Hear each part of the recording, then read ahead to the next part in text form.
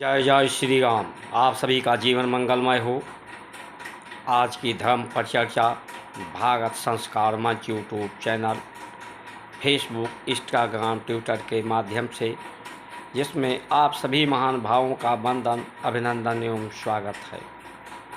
आज की धर्म परिचर्चा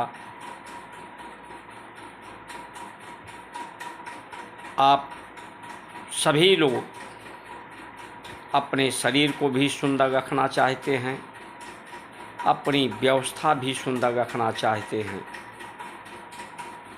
आप भी सुंदर हों, आपका परिवार भी सुंदर हो, सुंदर कार्य हों, स्वस्थ हों,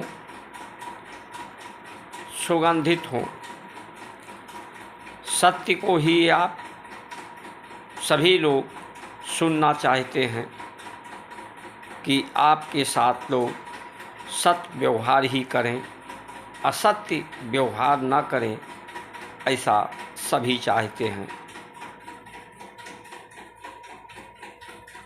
ऐसा नहीं है कि इसे हिंदू, मुस्लिम, सिख, ईसाई, नर नारी, यहाँ तक जीव जंतु, वनस्पति, पूरा विश्व, सभी की शुभकामना यही है। लेकिन ये सुंदर कैसे हो, ये सुंदर कैसे रह सकता है, इस सुंदरता के लिए हम क्या कर रहे हैं, क्या करना चाहिए, क्या नहीं करने का हमने भूल किया है और वो भूल क्यों होती है, भूल को कैसे सुधारा जाए, यही भारत की संस्कार संस्कृति सनातन धर्म के द्वारा, हमारे ऋषियों मनीषियों के द्वारा इसी पर जो अनुसंधान, ऋषि का पर्याय ही है रिसर्च करना, मुनि का काम मनन करना, चिंतन करना। जो चिंतन उन्होंने दिया है, सूत्र, सिद्धांत और दृष्टांत के माध्यम से इसका समाधान कि सुंदर सब रहे, धराधाम सुंदर हो, सब लोग सुंदर हों, सुंदरता ही चारों तरफ बिखरती रहे। आप सभी अपने तन मन, परिवार, समाज, राष्ट्र, विश्व को सुंदर रखना चाहते हैं, तो आप सभी के लिए ये वीडियो है। आप सभी परमात्मा की कृपा प्राप्त करना चाहते हैं, तो इस वीडियो को सब्सक्राइब, लाइक, शेयर, फॉलो करके, इसलिए आप ऐसा करें कि इससे ये अनुभव लोगों को होगा कि आप की सुदृढ़ता सुंदर करने के लिए है। कितने लोग सुंदर रखने के उपाय करना चाहते हैं, इससे सहमत हैं, और कोई पर्याय नहीं है सब्सक्राइब, लाइक, शेयर, फॉलो करने के लिए।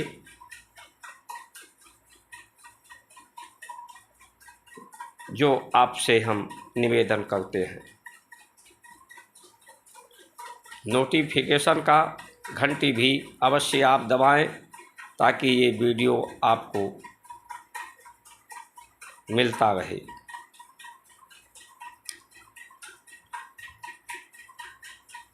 भूल जो होती है,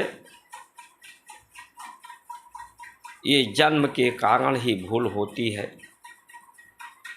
व्यक्ति जब भूल करता है, विस्मृति होती है। आप लोग भी अपने जीवन में ये अवश्य अनुभव करते होंगे कि हमसे ये भूल हो गई है, ये भूल ना होती तो ऐसा ना होता। ये भूल जन्म के कारण जो असह्य पीड़ा होती है, भय पैदा करती है, जो उसी के कारण भूलें होती हैं। आज हमारे भारत में जो भारत की परंपराएं हैं, सिया राम मैं सब जग जानी, करो प्रणाम जोड़ युग पानी। पूरे संसार को सिया राम के रूप में दर्शन करना, उन्हें देखना, उनके साथ सिया राम की तरह से व्यवहार करना, आचरण करना, सत्कार करना, नमन बंदन करना। ऐसे भारत में जब कोई अल्पसंख्यक अपने आप को कहने लगे कि मैं अल्पसंख्यक हूँ, असुरक्षित हूँ, हमारी अधिकार असुरक्षित हैं, कोई अपने को पिछड़ा कहे, अति पिछड़ा कहे, दलित कहे, हरिजन कहे, तो हम समझते हैं कि जो लोग ऐसा समझते हैं या ऐसा लोग समझाते हैं, वो लोग भयंकर भूल करते हैं। भूल इसलिए कि जब धर्म के नाम पर देश का बंटवारा हुआ था, स्वतंत्र जब भारत हुआ था कि पाक धर्म वाले पाकिस्तान रहेंगे,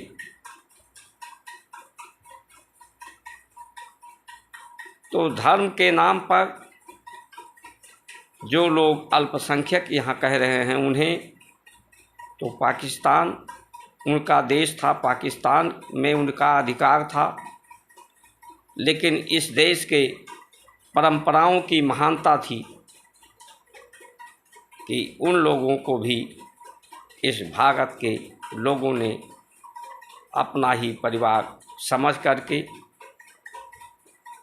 सिया राम का रूप समझ करके यहाँ पर उनका सम्मान को भी सुरक्षित रखा, उन्हें सम्मानित रखा।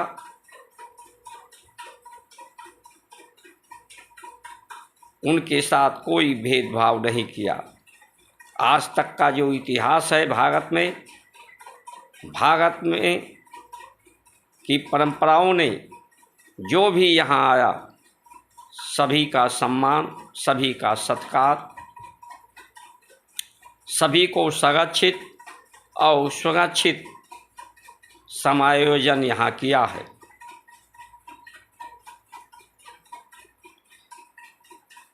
किसी के साथ भेदभाव नहीं, जात धर्म के आधार पर किसी को दुख नहीं पहुँचाने का या उसे नाश करने का कभी के यहाँ कार्य नहीं हुआ है। तो ऐसे लोग क्यों ऐसा समझते हैं? समझते इसीलिए हैं कि कुछ स्वार्थी लोग, राजनीतिक लोग अपने निजी स्वार्थ को सिद्ध करने के लिए उन्हें ये अनुभव बार बार कराते रहते हैं, और ये अनुभव जो कराते हैं और जो करते हैं, अब ये मानने की बाध्यता है, होती जा रही है कि ये जो असुरक्षित हैं, ये असुरक्षित तो स्वयं नहीं हैं। यहाँ इनके साथ किसी तरह का दुर्व्यवहार भारतीय परंपराओं के द्वारा नहीं हुआ है, ना हो रहा है, ना आगे होने की संभावना है।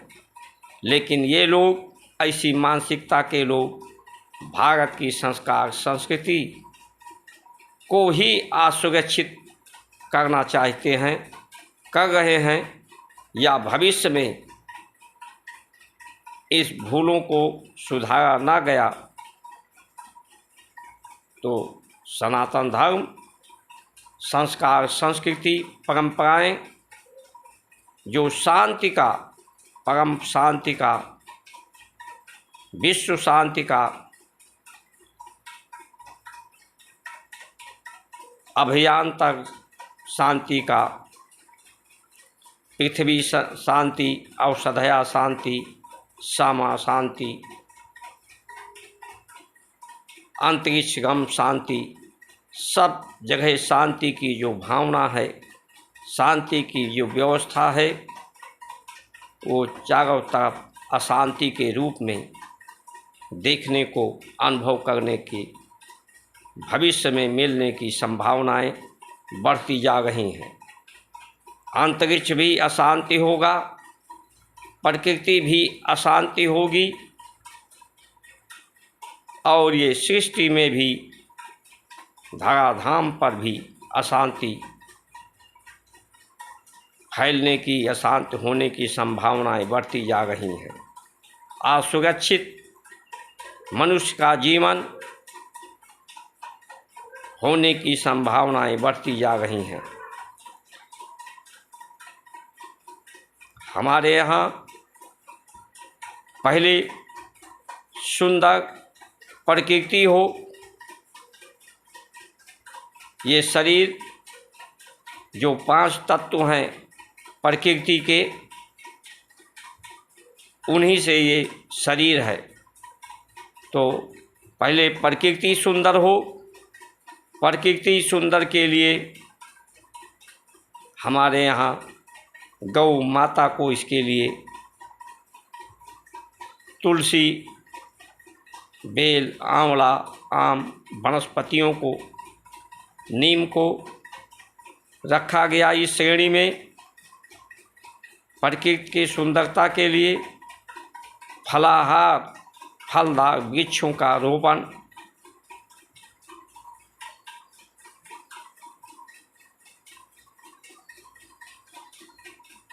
जिससे प्रकृति सुंदर हो, धरती सुंदर हो, धरती से जो आहार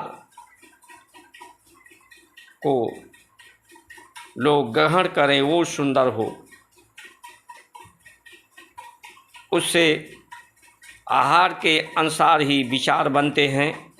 तो विचार सुंदर हो, व्यवहार सुंदर हो, तन सुंदर हो, मन सुंदर हो, बुद्धि सुंदर हो, चित्त सुंदर हो, सुंदर व्यवस्था हो, सब सुयोग बने, योग बने।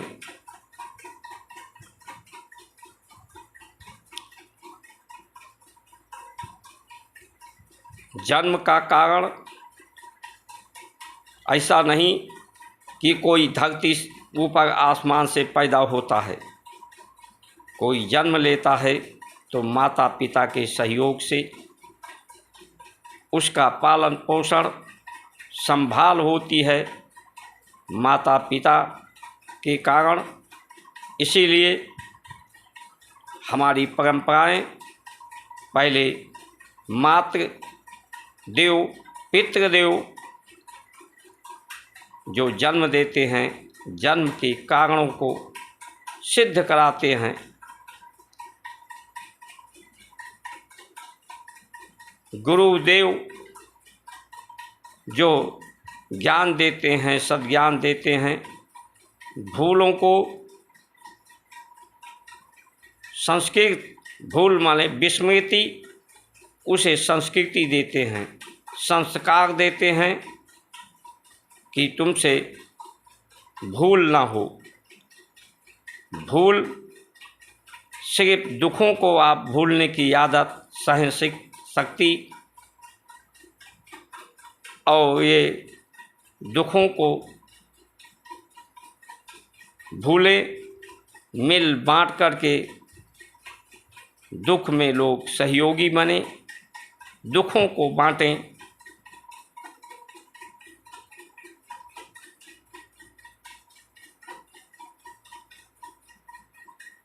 शरीर का गुण जो है वो कर्म, शरीर के लिए भी कर्म हो, शरीर को स्वस्थ रखने के लिए तन मन बुद्धि चित्त को सुंदर संस्कृति, शरीर का भी कर्म हो, माता पिता गुरु के लिए भी कर्म हो, उनके सत्कार का, आदर का, और प्रकृति के लिए भी उसे भी सुंदर करने के लिए यज्ञ परंपराएं हमारे ऋषियों ने दी कि यज्ञ पद्धति से प्रकृति भी सुंदर हो। अंतरिक्ष जो परमाणु प्रकाश देता है, ज्ञान देता है, चेतना देता है, इस शरीर को, इस संसार को अनुभव करने का इंद्रियों के माध्यम से, मन के माध्यम से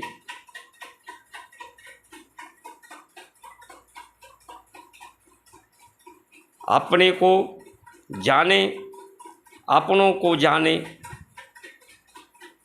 अपने कर्मों को जाने।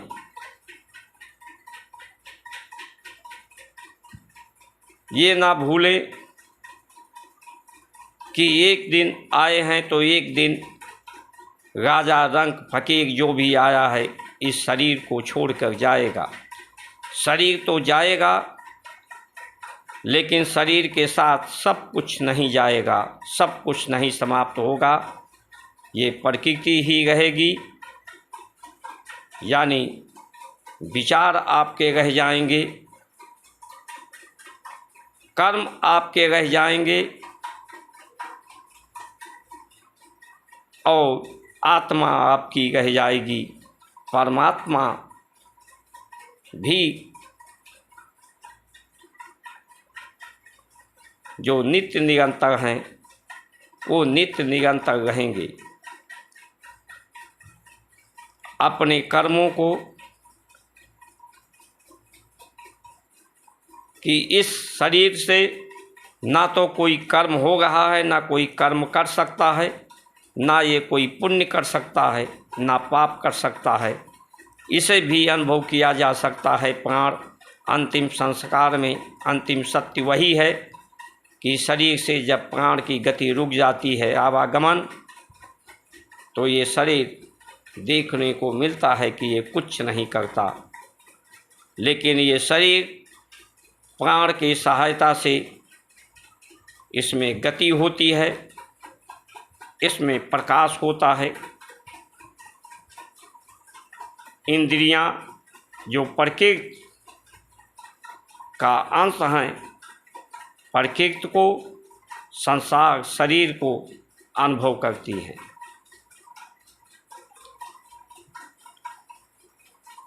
तो हम लोग मिलकर ये जो कर्म है वो सत्य के द्वारा है, परमात्मा के द्वारा है। तो ये कर्म हमारा सत्कर्म हो जाए कि हम हैं लेकिन शून्य हैं। शून्य का पर्याय ही है कि रहते हुए हम शून्य हैं, कुछ नहीं है। हमारे द्वारा, इस शरीर द्वारा कुछ नहीं हो रहा है, कुछ शरीर नहीं करता है। यही सत्य है, इसी को स्वीकार कर लेना। परमात्मा के द्वारा, प्रकृति के द्वारा ये कर्म हो रहा है, इसको स्वीकार करना ही सत्कर्म है, सत आचरण है। और सभी का शरीर इन्हीं 5 तत्वों से निर्मित है। सभी का जन्म माता पिता के सहयोग से ही होता है। सभी का आधार ये आकाश और ये धरती है। यहीं पर सबका संरक्षण और पालन नियंत्रण होता है। इस सत्य को स्वीकार करते हुए भेदभाव ना हो, भूले ना हो, ये ना भूलें कि ना कोई सदा रहा है ना कोई सदा रहेगा। रहेगा तो सिर्फ तेरा नाम रहेगा, तेरा कर्म रहेगा। अगर तुमने समझा है, भूल की है कि मैंने कर्म किया है, तो कर्म के बंधन में उसके फल को प्राप्त करने के लिए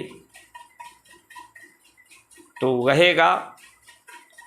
शरीर समाप्त होगा तो उस फल को प्राप्त करने के लिए कर्मों के जो इस जन्म में नहीं कर पाया है, अपने भूल को नहीं सुधार कर पाया है, विस्मृति को संस्मृति स्मृति नहीं आई है, उसके लिए पुनः जन्म होगा।